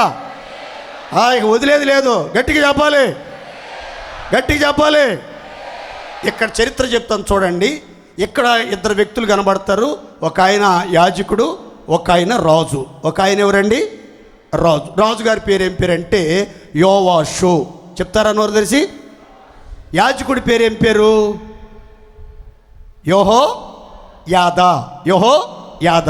యెహోయాదా అనే అనుభవం కలిగినటువంటి సేవకుడు, దేవుని ప్రత్యక్షత విషయంలో తెలివి కలిగినటువంటి సేవకుడు, దేవుణ్ణి ప్రీతిపరిచినటువంటి సేవకుడు, ఇశ్రాయేలీయులందరి దృష్టి అందును, దేవుని దృష్టి అందును మంచివాడై ప్రవర్తించినటువంటి ఒక యాజకుడు ఈ రాజుగారికి బుద్ధి చెప్పుచున్న దినములన్నిట, బుద్ధి నేర్పుచున్న దినములన్నిట, బుద్ధి మాటలు బోధించుచున్న దినములన్నిట యోవాషు ఎలా ప్రవర్తించాడంటే యెహోవా దృష్టికి అనుకూలంగా ప్రవర్తించాడు. దేవుని స్తోత్ర. ఈ వాక్యంలో మీరు గ్రహించాల్సిన మాట ఏంటంటే, బుద్ధి మాటలకు చెవియొగ్గి బుద్ధి మాటలను నేర్చుకొని బుద్ధి వాక్యాన్ని అనుసరించి ప్రవర్తించే వాళ్ళంతా దేవుని దృష్టికి అనుకూలంగా నడుచుకుంటారు. దేవుని స్తోత్ర. ఇప్పుడు బుద్ధి మాటలు చెవియొగ్గని వాళ్ళు, బుద్ధి మాటలు నేర్చుకోని వాళ్ళు, బుద్ధి మాటలను అనుసరించి ప్రవర్తించని వాళ్ళు దేవునికి ప్రతికూలంగా నడుచుకుంటారు, దేవునికి విరోధంగా నడుచుకుంటారు అని బైబిల్ గ్రంథం చెప్తుంది. చూడండి, యోవాషు జీవితంలో అతడు యాజకుడు బ్రతికినంత కాలం బుద్ధిగానే నడుచుకున్నాడు, జ్ఞానంగానే నడుచుకున్నాడు, దేవుని దృష్టికి అనుకూలంగానే భక్తి చేశాడు, ప్రార్థన చేశాడు, బలులర్పించాడు, మందిరాన్ని మరమ్మతులు చేపించి చాలా ఘనంగా పరిచర్య చేశాడు. అయితే యాజకుడు చనిపోయిన తర్వాత వచ్చినటువంటి ప్రవక్తలకి, బోధకులకి, యాజకుల మాటలకు, బుద్ధి మాటలు చెవియొగ్గలేనటువంటి స్థితికి దిగజారిపోయి తన జీవితాన్ని నష్టపరుచుకున్నట్లుగా బైబుల్ మనకి చెప్తుంది. నా మాటనండి ప్రియమైన దేవుని బిడ్డలారా, ఎన్ని సంవత్సరాల నుంచి భక్తి చేస్తున్నావు, ఎన్ని సంవత్సరాల సీనియారిటీ ఉంది నీకు అని అంటే 24. మా పెద్దక్క చెప్తా ఉంటుంది 30 సంవత్సరాలని, నేను చెప్పుకుంటూ ఉంటా 24 అని. మా బ్రదర్లు చెప్తూ ఉంటారు నేను 6 పూర్తి అయిపోయింది 7లోకి వెళ్ళబోతున్నానని. సీనియారిటీ బ్రహ్మాండంగా ఉంది. సీనియారిటీ పెరిగే కొద్దీ సిన్సియారిటీ పెరగాలి. దేవుని స్తోత్ర. ఎదిగే కొద్దీ ఒదిగే జీవితం మనలో ఉండాలి. దేవుని స్తోత్రం చెప్పండి గట్టిగా. ఎదిగే కొద్దీ ఒదిగే జీవితం ఉండాలి. ఎదిగినటువంటి వాళ్ళు బుద్ధి మాటలకు చెవియొగ్గి బుద్ధి మాటలను విని ఆ బుద్ధి మాటల ప్రకారంగా దేవునికి అనుకూలంగా ప్రవర్తించాలి. అయితే ఇక్కడ ముసలోడు గురించి రాసి ఉంది, ముసలరాజు గురించి. ముసలిరాజు గురించి ఎవరైనా పేరు పెట్టుకుంటే ఏమనుకోబాకండి. ఆయన పేరేం పేరండి? ముసలిరాజు. ఏ రాజు? బివి రాజు కాదు, ముసలిరాజు. ఏ రాజు? ముసలిరాజు. ఆ రాజు గురించి రాసిన మాట ఏంటంటే, మూఢత్వము చేత ఏముందండి ముసలోడికి? నోరితే చెప్పాలి గట్టిగా. ముసలోడికి ఏముంది? చేతస్థం ఉంది. ముసలోళ్ళకి చేతస్థం ఎక్కువైందంటారు చూడండి. ఈ ముసలోడికి చేతస్థం ఎక్కువైపోయింది, మూఢత్వం ఎక్కువైపోయింది. మూఢత్వం ఎక్కువైపోయి బుద్ధి మాటలకు అసలు చెవి ఒగ్గట్లేక. ఈ మూఢత్వం అనేది ఎవరిలో ఎక్కువ అధికమైద్ది? ఈ మూఢత్వాన్ని తొలగించుకునే మార్గం ఏమైనా ఉందా పాస్టర్ గారు? ఉందా అంటే తప్పకుండా ఉంది. దేవుని స్తోత్రం. రోగం ఉందంటే దానికి మెడిసిన్ కూడా ఉంటుంది, విషం ఉందంటే దానికి విరుగుడు కూడా ఉంటుంది. అలాగే మూఢత్వం ఉందంటే ఆ మూఢత్వాన్ని తొలగించే మెడిసిన్ కూడా ఉంది బైబిల్లో. దేవుని స్తోత్రం చెప్పండి గట్టిగా. ఈరోజు ఎందుకనో కానీ ఒక్కొక్కరిలో ఉన్న మూఢత్వం, మూర్ఖత్వం అంతా కూడా తొలగించే ఒక అద్భుతమైన బుద్ధివాక్యం మీకు చెప్పబోతున్నా. దేవునికి స్తోత్ర. గట్టిగా చెప్పండి హల్లెలూయా. ఇంతకీ మూఢత్వం అనేది ఎవరిలో ఉంటుంది? ఎవరిలో ఉంటుంది? ఒక్క మాట చదువుకుందాం. ఆ మూఢత్వాన్ని తొలగించే మాటలు కూడా చెప్తాను. టపీమని చెప్తాను చూడండి. సామెతల గ్రంథం 14:17. సామెతల గ్రంథం 14:17. త్వరగా కోపపడువారు మూఢత్వము చూపును. 12:23 సామెతలు. అవివేక హృదయాలు తమ మూఢత్వమును వెల్లడి చేయుదురు. సామెతలు 19:18. బుద్ధి వచ్చునని కుమారుని శిక్షింపుము, అయితే వాడు చావవలెనని. సామెతలు 22:15. బాలుని హృదయములో మూఢత్వము స్వాభావికంగా పుట్టును, శిక్షాదండము దానిని తోలివేయును. అందరూ సంతోషంగా చేతి స్తోత్రం చెప్పండి గట్టిగా. ఇక్కడ మూఢత్వం అనేది ఎవరికి వస్తుంది? ముసలోళ్ళ, కుర్రోళ్ళ, సేవకుల, సంఘ పెద్దల, విశ్వాసుల, వాలంటీర్ల, వీళ్ళకే మూఢత్వం ఉంటుంది అనేది మనం చెప్పకూడదు. మూఢత్వం ఉన్నటువంటి వ్యక్తుల గురించి బైబిల్ విధంగా చెప్తుంది. అవివేకుల హృదయాలలో మూఢత్వం ఉంటుంది. త్వరగా కోపపడేవాడిలో మూఢత్వం ఉంటుంది అని. అయితే ఈ మూఢత్వాన్ని తోలివేసే, ఈ మూఢత్వాన్ని తరిమి కొట్టే మార్గం ఏంటంటే బైబిల్ చెప్తుంది, బుద్ధి వచ్చునని. బుద్ధి మాటలకు చెవి యొగ్గవలెనని నీ కుమారుని శిక్షించు, గద్దించు, హెచ్చరించు, కఠినంగా ప్రవర్తించని పిల్లల ఎడల. అంతేగాని వాళ్ళు చావాలని, వాళ్ళు కాళ్ళు చేతులు ఎరగాలని, వాళ్ళు నాశనమైపోవాలని, వాళ్ళు కనబడకుండా కనుమరుగైపోవాలని పొరపాటున కోరుకోబాకు. ఓ తల్లి, ఓ తండ్రి, ఓ సేవకుడా అని దేవుడు మాట్లాడుతున్నాడు. ఏ సేవకుడైనా, ఏ విశ్వాసైనా, ఏ తల్లి అయినా, తండ్రి అయినా సరే పిల్లలనంట శిక్షించాలట. ఎందుకు? బుద్ధి మాటలకు చెవి యొగ్గాలి నా పిల్లలు, బుద్ధి రావాలి నా పిల్లలకి, బుద్ధి కలిగి ప్రవర్తించాలి, దేవుని దృష్టికి అనుకూలంగా నడుచుకోవాలని శిక్షించాలంట. కానీ వాళ్లకు కీడు జరగాలని కానీ, వాళ్ళు చావాలని కానీ, వాళ్ళు నష్టపోవాలని పొర్రపాటున మనసులో కానీ, నోటి మాటలతో కానీ ఏ రోజు కూడా చెప్పకూడదంట. దేవుని స్తోత్రం చెప్పండి గట్టిగా. ఇక్కడ సామెతలు 22:15 ఏముందంటే, శిక్షాదండము మూఢత్వాన్ని తోలివేయును. దేవుని స్తోత్ర. బాలుని హృదయంలో మూఢత్వం అనేది స్వాభావికంగా పుట్టిద్దంటండి. ఎలా పుట్టిద్దంటండి అంటే జన్మ హక్కు. ఏంటది? మూఢత్వం, మూర్ఖత్వం, లోబడని స్వభావం, హృదయ కాఠిన్యం అనేది అంట జన్మ స్వాతంత్ర్యం అంట. అది మన జీన్స్లోనే ఉంటుందట, మన పుట్టుకతోనే వచ్చిందంట.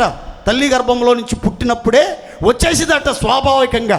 ఎదుగుతూ ఉండగా మూఢత్వం కూడా వయసుతో పాటు, శరీరంతో పాటు పెరిగిపోతూ ఉంటుందట.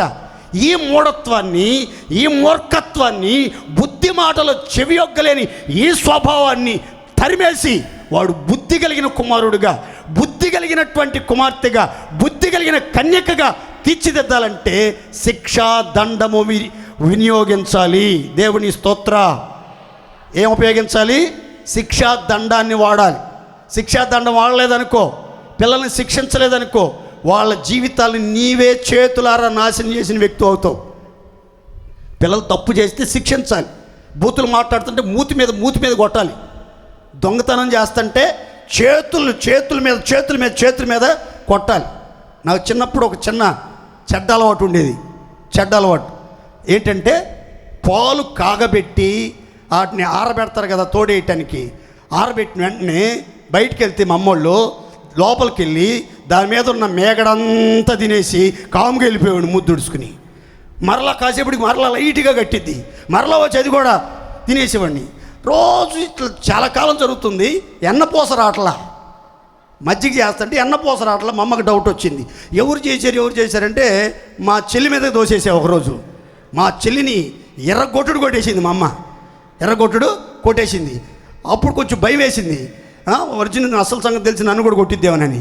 ఆ తర్వాత అసలు సంగతి, నేను ఒకరోజు అలవాటు పడ్డ ప్రాణం కదా, పిల్లి పాలు తగ్గేటప్పుడు కళ్ళు మూసుకుని ఎవరు చూడలేదు అనుకుంటుంది కదా. ఎవరు చూడలేదులే, ఎవరు లేరు అనుకుని లోపలికి వెళ్ళిపోయి అలవాటు ప్రకారం మేగడంతా తీసి అట్లా నోట్లో పెట్టబోతున్నాను. చూసిందండి, అంతే. తీసుకెళ్ళి కూర్చోబెట్టి, ఒరే నీకే కదరా పెట్టేది, కూర్చోబెట్టి అట్ల కర్ర, అట్లు తీసే కర్ర ఉండేది అప్పట్లో, ఇనపది.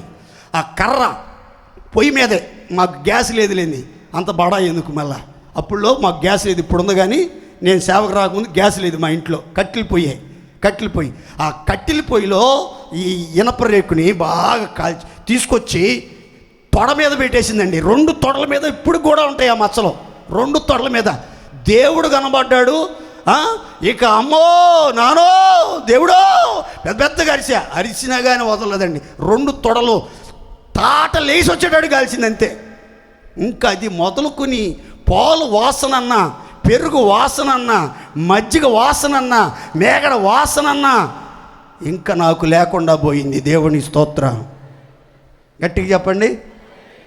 మీ పిల్లలు దొంగతనాలు చేస్తుంటే వాతలు పెట్టాలి. ఇంకొకసారి వాత పెట్టావంటే ఇక నిన్ను చూస్తే చాలు, అడిగి వాత గుర్తొచ్చింది అంతే. ఇక తప్పుడు పని చేస్తుంటే, పబ్జి గేమ్ ఆడుతున్నాడు అనుకో, అంతే, ఫోన్ తీసేయండి వాడి దగ్గర. వాడి చేతులకి వాతలు పెట్టి వాడికి 3-4 రోజులు అన్నం పెట్టకుండా పస్తు పడుకోబెట్టండి. రే గేములతో నీకేం పనిరా, వీడియో గేములతో. రాత్రిపూట నిద్రపోకుండా దుప్పటి కప్పుకుని నువ్వు చూసే దృశ్యాలేంటి, పనికి మాలిందనే. నువ్వు మాట్లాడే మాటలేంటి, ఎవరితో చాటింగ్ చేసేది అని గద్దించండి. ఈరోజు ధైర్యంగా భర్త స్క్రీన్ లాక్ తీసి, స్క్రీన్ లాక్ ఓపెన్ చేసి భార్యకి ఫోన్ ఇచ్చి 10 నిమిషాలు ఉండలేకపోతున్నాడు. భార్య స్క్రీన్ లాక్ ఓపెన్ చేసి భర్తకు ఫోన్ ఇచ్చి ధైర్యంగా ఉండలేకపోతుంది. పిల్లలు స్క్రీన్ లాక్ ఓపెన్ చేసి ఇదిగో ఫోను అని, మమ్మీ ఈ ఫోన్ పెట్టుకో నేను ఎగ్జామ్ రాసి వస్తానని తల్లిదండ్రులకి ఇచ్చి ధైర్యంగా ఉండలేకపోతున్నారు. ఎందుకని? ఏముందో తెలియదు మరి దాంట్లో. వీళ్ళ చరిత్ర అంతా ఫోన్లోనే ఉంటుంది. మీ చరిత్ర తెలియాలంటే మీ ఫోన్ ఓపెన్ చేస్తే చాలు, ఇక మీ ఒరిజినల్ చరిత్ర బయటకు వచ్చింది. దేవుని స్తోత్రం చెప్పండి గట్టిగా. ఎలాంటి నీచమైన కార్యాలు జరుగుతున్నాయని తెలిస్తే పిల్లల్ని ఏం చేయాలంటే, మా బంగారమే, మా బుజ్జులే, మా జిజ్జులే, మా గజ్జులే అని గారాబం చేయకూడదు, తాట తీయాలా. దేవుని స్తోత్ర. ప్రేమించేటప్పుడు ప్రేమించాలి, తాట తీసేటప్పుడు తాట తీయాలా. దేవుని స్తోత్రం చెప్పండి. అచ్చంగా ప్రేమిస్తే పాడైపోతారు, అంతే, నాశనం అయిపోతారు. మధ్యలో దాస్తారు అన్యాయంగా. మీ పిల్లల చావు మీరు చూడకూడదు, అదే నా ఆశ. అందుకే ఈ మాటలు చెప్తున్నా. మీ పిల్లలు బాగుపడాలని శిక్షించండి, బుద్ధి మాటలు చెప్పండి, సన్మార్గంలో రావటానికి ప్రయత్నాలు చేయండి. బైబిల్ చెప్తుంది, ముసలిరాజా మూఢత్వం ఎక్కువైపోయిందిరా నీకు. నీ మూఢత్వం పోవాలంటే, ఈ ముసల్తనంలో కూడా మూఢత్వం పోవాలంటే ముసలోడని కనికరించకూడదంట, యవనస్తుడని కనికరించకూడదంట, ప్రేమించిన భార్యని కనికరించకూడదంట, ప్రేమించిన పిల్లలని కనికరించకూడదట. పెళ్ళీడి వయసుకు వచ్చారు, వాళ్ళని కొడితే ఏమనుకుంటారో అని కూడా చూడకూడదట. ఏం చేయాలంటే శిక్షించు. అప్పుడు వాడిలో స్వాభావికంగా వచ్చినటువంటి ఆ మూఢత్వం అంతా తొలగిపోయి నీకు లోబడతాడు. దేవుని స్తోత్ర. వాడు జ్ఞాన సంపన్నుడైపోతాడు, శ్రేష్ఠుడైపోతాడు, మంచోడైపోతాడు, గొప్పోడైపోతాడు, జమీందారు అయిపోతాడు, ఉన్నతమైన స్థానంలో ఉంటాడు. దేవుని స్తోత్ర. మీ కళ్ళు చూసి సంతోషించాలి. మావాడే మమ్మాయి అని మీరు చెప్పుకోవాలనుకుంటే మీ పిల్లల్ని బుద్ధి మార్గంలో పెంచాలి. దేవుని స్తోత్ర. చివరిగా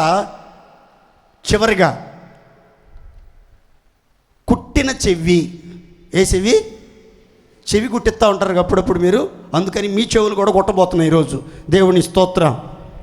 చూడండి బైబిల్ గ్రంథంలో సామెతలు, నిర్గమాకాండం 21:6 అయిపోయింది. చివరి మాట 5 నిమిషాల్లో ముగిస్తాను, జాగ్రత్తగా వినండి. నిర్గమాకాండం 21:6. వాని యజమానుడు దేవుని యొద్దకు వానిని తీసుకొని రావలెను, మరియు వాని యజమానుడు తలుపునొద్దకైనను ద్వారబంధమునొద్దకైనను వారిని తోడుకొని పోయి వాని చెవిని కదురుతో గుచ్చవలెను. తరువాత వాడు నిరంతరము వానికి దాసుడై ఉండును. అందరు చప్పట్లు కొట్టి దేవుడు మహిమపరచండి గట్టిగా. ఇక్కడ జాగ్రత్తగా వినాలి. దేవుడు ఆల్రెడీ మనుషులకు నవరంధ్రాలు ఇచ్చేసాడు. ఎన్ని రంధ్రాలు ఇచ్చాడు చెప్పాలి నోరు తెరిచి. మళ్ళీ మీరు రంధ్రాలు పెట్టుకోమని కాదు దాని ఉద్దేశం, రంధ్రాలు పెట్టుకోమని కాదు. దేవుడిచ్చిన నవరంధ్రాలు కాకుండా కొంతమంది మరలా చెవులకి బొక్కలు పడుతున్నారు, ముక్కుకి మళ్ళా బెజం, ముక్కుకు కూడా ముక్కు బేసరా, చెవులకి బుట్టలో ఇక్కడ ఒకటి పొడుస్తారు. మా ఏరియాలోనే ఇక్కడ పొడుతారు, మగవాళ్ళకి ఇక్కడ పొడుతారు. మొత్తం మీద తేగ చూడతారు, వాడికి తేగ చూడతారు. జాగ్రత్తగానండి. ఇక్కడ రాసిన మాట ఏంటంటే మీకు వివరంగా అర్థమాట చెప్తాను చూడండి. ఇశ్రాయేలీలో దేవుని పిల్లల్లో పాత నిబంధన కాలంలో సంతలోకి వెళ్ళి కూరగాయలు ఎలాగైతే కొనుక్కుంటామో, షాపింగ్ చేస్తామో, అలాగే బానిసలను కూడా కొనుక్కునేవాళ్ళు. ఇంట్లో పనులు చేయటానికి, ఇంటి పనులన్నీ చూసుకోవటానికి బానిసలను కొనుక్కునేవాళ్ళు. వాళ్ళు 6 సంవత్సరాలు కాలం పూర్తిగా బానిసలుగా ఉండాలి. బానిసలంటే యజమానులు చెప్పిందంతా చెయ్యాలి, వాళ్ళు పెట్టింది తినాలి, వాళ్ళు పండుకోమన్న చోట పండుకోవాలి, అంతే.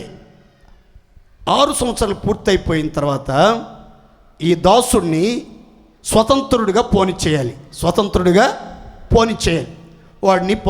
వాడు వెళ్ళేటప్పుడు వట్టి చేతులతో కాకుండా వాడు 6 సంవత్సరాలు పూర్తిగా కష్టపడి పనిచేశాడు కనుక తులమో పలమో నీకు కలిగిన ఆస్తిలో కొంత డబ్బు, కొంత ధనము, కొంత బంగారము, కొన్ని మందలు ఇచ్చి వాడిని సాగనంపాలట.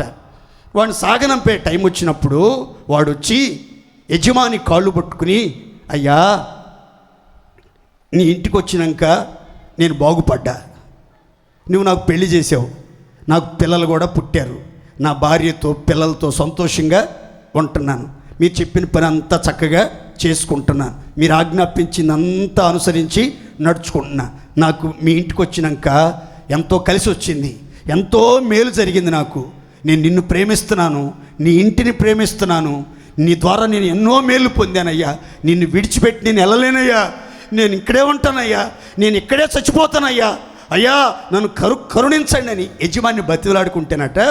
యజమాని ఏం చేయాలంటే వెంటనే వాడిని తీసుకుని ద్వారబంధకం దగ్గరికి కానీ తలుపు దగ్గరికి కానీ తీసుకెళ్ళి ఒక కదురుతో ఒక వస్తువుతో వాడి చెవిలోనికి దిగేటట్లుగా, ఆ తలుపులోనికి కానీ ఆ ద్వారబంధంలో కానీ దిగేటట్లుగా ఆ కదురు వాని చెవికి గుచ్చాలట. ఎప్పుడైతే కదురు వాని చెవిలో చెవికి గుచ్చబడింది, వాడట నిరంతరం ఆ ఇంటికి జీవితకాల బానిసగా, యజమానికి జీవితకాల బానిసగా మార్చబడతాడు. వాడు ఇక అక్కడే చచ్చేదాకా ఉంటాడట. దేవునికి స్తోత్ర. దీంట్లో నేను చెప్పాలనుకున్న ఒక మంచి మాట ఏంటంటే, మన యజమాని మన ప్రభు అయిన యేసుక్రీస్తు. దేవునికి స్తోత్ర. అందరం చెప్పండి గట్టిగా హల్లెలూయా. మనందరినీ మన యజమాని అయినటువంటి యేసుక్రీస్తు ఆయన అమూల్యమైనటువంటి రక్తం ఇచ్చి, విలువైన ప్రాణం ఇచ్చి మనల్ని కొనుక్కున్నాడు. ఆయన ఇంటిలో మనం అంతా క్రీస్తు యేసు దాసులుగా ఉండాలని. ఎలాగో క్రీస్తు యేసు దాసులుగా ఉండటానికి మనల్ని ఆయన కొనుక్కున్నాడు. ఆయన ఇంట్లోకి వచ్చాం. ఆయన ఇల్లే జీవము కలిగిన దేవుని సంఘం. ఇక్కడికి వచ్చిన తర్వాత మీరు ఆశీర్వదించబడ్డారు. మీరు చాలామందికి వివాహాలు జరిగినాయి, పిల్లలు పుట్టారు, ఉద్యోగాలు వచ్చినాయి, వ్యాపారాలు బాగా ఆశీర్వదించబడినాయి, చెరువులు బాగా దీవించబడినాయి, మీ కుటుంబాల్లో గొప్ప మార్పులు దేవుడు కలుగజేశాడు. మీరు వెళ్ళిన చోట దేవుని కాపుదల మీకు అనుగ్రహించబడింది. మీరు చేసిందంతా సఫలమైంది. మీరు పట్టిందంతా బంగారమైంది. ఎన్నో రీతులుగా దేవుడు మీకు మేలు చేశాడు. సర్వ సమృద్ధి కలిగి మీరు అన్ని విషయాల్లో దీవించబడ్డారు. అయినా దీవించబడినా సరే దేవుని వాక్యం అంటుంది, మీరు దీవించబడిన తర్వాత కూడా ఏం చేయాలంటే, అయ్యా నేను దీవించబడ్డాను, మేలు పొందాను, ఆశీర్వదించబడ్డాను, మీ ప్రేమకు బాగా బానిసనైపోయాను, మిమ్మల్ని చూడకుండా మీ ఇల్లు విడిచి మీ ఇంటిని మరచి నేను ఉండటం అసాధ్యమయ్యా. ఎక్కడ పొందిన మేలులు, ఈ సహవాసం ద్వారా నేను పొందిన మేలులు, సేవకుల ప్రార్థన ద్వారా నేను పొందిన మేలులు, సిస్టర్ల ప్రార్థన ద్వారా నేను పొందిన మేలులు, నాయకుల ప్రార్థన ద్వారా నేను పొందిన మేలులు, ఉపదేశం ద్వారా నేను పొందిన మేలులు, అన్నీ అని వర్ణించడం వర్ణనాతీతం. నా జీవితం మారిపోయింది. ఎంతో పాపిని, ఎంతో దౌర్భాగ్యమైన స్థితిలో ఉండేదాన్ని. ఇప్పుడు పవిత్రంగా మారిపోయాను, శుద్ధంగా జీవించగలుగుతున్నాను, యోగ్యత కలిగి నడుచుకుంటున్నాను, ఎన్నో రకాల ఆశీర్వాదాన్ని అనుభవించి శుభ్రంగా తింటున్నాం, మంచి బట్ట కట్టుకుంటున్నాం, సమాజంలో గౌరవంగా బ్రతుకుతున్నాం. కాబట్టి నా ఆయుష్కాల దినములన్నిట ఈ ఇంటికే అంకితం, ఈ సంఘానికే అంకితం, యేసయ్యా నీకే అంకితం. నా ప్రాణం నీ ఒడిలోనే వదలాలి కానీ, ఈ సహవాసంలోనే వదలాలి కానీ, ఈ సంఘం కాదని ఆ సంఘానికి, ఆ సంఘం కాదని ఈ సంఘానికి, ఈ సంఘం బాగలేదని ఆ సంఘానికి తిరుగుతా ఉండనయ్యా. ఈ సహవాసం కోసమే నా ప్రాణం పోవాలి, ఈ మందిరంలోనే నా ప్రాణం వదలాలి, ఈ దేవుని కోసమే నేను బ్రతకాలని నిరంతరం నేను క్రీస్తు యేసు దాసుడుగా, క్రీస్తు యేసు బానిసగా బ్రతుకుతానని తీర్మానం చేసుకుని మన చెవులన్నీ కదురుతో గుచ్చబడాలి. దేవుని స్తోత్ర. గట్టిగా చెప్పండి హల్లెలూయా. దీనికి అనుసంధానంగా ఒక చిన్న వాక్యం చదువుకుని ప్రార్థన చేసుకుందాం. చూడండి, ద్వితీయోపదేశకాండం 28:47. 28:47. ద్వితీయోపదేశకాండం 28:47 అండి. త్వరగా చదవండి. మరలా, నీకు సర్వ సమృద్ధి కలిగియుండియు నీవు సంతోషముతోనూ హృదయానందముతోనూ నీ దేవుడైన యెహోవాకు దాసుడవు కాలేదు. తలల పైకి చూడండి. దేవుడు ఈ సహవాసంలోకి వచ్చిన తర్వాత మీకు సర్వ సమృద్ధినిచ్చాడు. అన్ని విషయాల్లో మిమ్మల్ని ఆశీర్వదించాడు, అన్ని విషయాల్లో మిమ్మల్ని బలపరిచాడు, అన్ని విషయాల్లో గౌరవ మర్యాదలు మీకు అనుగ్రహించాడు. కాబట్టి మీరంతా సంతోషముతో హృదయానందముతో మీ దేవుడైన యెహోవాకు, మీకోసం ప్రాణం పెట్టిన క్రీస్తు యేసు కోసం దాసులుగా బ్రతకాలి. దేవునికి స్తోత్ర. బలవంతంగా కాదు. బానిస అంటే ఏమనుకుంటున్నారు? ఆజ్ఞాపించబడినవన్నీ చేసినా కానీ మెచ్చుకోరు. ఆజ్ఞాపించబడినవన్నీ చేసినా కానీ మెచ్చుకోరు, గణపరచరు, పొగడరు. రాజుగారితో పాటు యజమానితో పాటు సమాన హక్కులు కల్పించరు. అయినా హృదయానందముతో సంతోషముతో సర్వ సమృద్ధి కలిగిన స్థితిలో కూడా మనం దేవుని కోసం ఎలా ఉండాలంటే దాసులుగా మారాలి. ఎంతకాలం అంటే నిరంతరం దాసులుగా, మన ప్రాణం పోయేంత వరకు యేసయ్య దాసులుగానే మనం బ్రతుకుదముగాక. ఏమంటా పేరు పెట్టాడో తెలియదు నాకు. యేసన్న గారు యేసుదాసు అని. నా గురి గమ్యం ఒకటే. నేను ఎంత ఎదిగినా, ఎంత ఆశీర్వదించబడినా, నన్ను దేవుడు ఎంత ఉన్నత స్థాయికి తీసుకొచ్చినా క్రీస్తు యేసు దాసుడుగానే నా జీవితం కొనసాగించబడాలి అనేది నా తీర్మానం. దేవుని సన్నిధిలోకి వచ్చినప్పుడు, దేవుని ఎదుట నేను నిలబడినప్పుడు ఆయన నా యజమానిగా నేను ఆయన్ని గణపరుస్తాను, భయపడతాను, గౌరవిస్తాను. ఆయన ఆజ్ఞాపించినవన్నీ చేసి చివరికి నేను గదిలోకి వెళ్ళి చెప్పుకుంటాను, యేసయ్యా నేను నిష్ప్రయోజకుడనైన దాసుడను, నీవు ఆజ్ఞాపించినవి మాత్రమే నేను చేసి ఉన్నాను. ప్రతిరోజు నేను రూమ్లోకి వెళ్ళిన తర్వాత భోజనాన్ని ముందు ఈ మాట చెప్పిన తర్వాత నేను భోజనం చేస్తానండి. దేవుని స్తోత్ర. మనమంతా కూడా ఏ బానిసలుగా ఉండాలంటే చెవి కుట్టటం అంటే అర్థం ఏంటి? నిరంతరము దాసులము అనేదానికి గుర్తు. ఈ చెవి కుట్టడం అంటే ఏంటండి? నిరంతరం. ఎవరికి? యేసయ్యకు. రక్తం కార్చి ప్రాణమిచ్చి నిన్ను ప్రేమించాడే ఆయనకి మీరు దాసులుగా ఉండాలి. నువ్వు దీనస్థితిలో ఉన్నా నువ్వు దాసుడుగానే ఉండాలి. సర్వ సమృద్ధి కలిగిన దాసుడుగా. బలవంతంగా ఎవరు దాసులుగా ఉండకూడదు. బలవంతంగా ఎవరు. అందుకే నేను మా బ్రదర్తో చెప్తూ ఉంటాను, మా బ్రదర్స్తో, అబ్బాయ్ మీ సేవకని వచ్చారు, బలవంతంగా సేవ చేసేటట్టయితే ఇక్కడ ఉండొద్దు నా దగ్గర. బలవంతంగా సేవ చేసేటట్టయితే, కష్టంగా ఇబ్బందిగా ఉండేటట్టయితే ఇక్కడ అవసరం లేదు. మీరు హృదయానందంతో సంతోషంతో పరిచర్య చేయాలి, సేవ నేర్చుకోవాలి, సేవ కోసం నా ప్రాణ త్యాగం చేయాలని కోరుకుంటూనే ఉండండి. అంతేగాని మీ సుఖభోగాల కోసం, మీ విలాసవంతమైన జీవితం కోసం, మీ ఇష్టాలను నెరవేర్చుకోవటం కోసం ఇక్కడ నా దగ్గర నటించాల్సిన అవసరం లేదు అని చెప్తాను. నా మాటనండి. మనం కూడా గుర్తుపెట్టుకోండి, ధన్యకరములైన వినే చెవులు. అందరు చెప్పండి, గట్టిగా చెప్పాలి. ధన్యకరమైన. తర్వాత దేవుని మాట మాత్రమే వినున్నట్లుగా రక్తము చెమిరిన చెవులు. మూడవదిగా బుద్ధి మాటలు వినే చెవులు. బుద్ధి మాటలు, నోరు తెరిచి చెప్పాలి, బుద్ధి మాటలు. నాలుగవదిగా నిరంతరం దాసులుగా ఉండుటకు అప్పగించుకున్న చెవులు. నిరంతరం యజమానికి దాసులుగా ఉండుటకు అప్పగించుకొనిన చెవులు. వినుచున్న మీ చెవులు ధన్యములైనవి. దేవుడు మిమ్మల్ని దీవించునుగాక.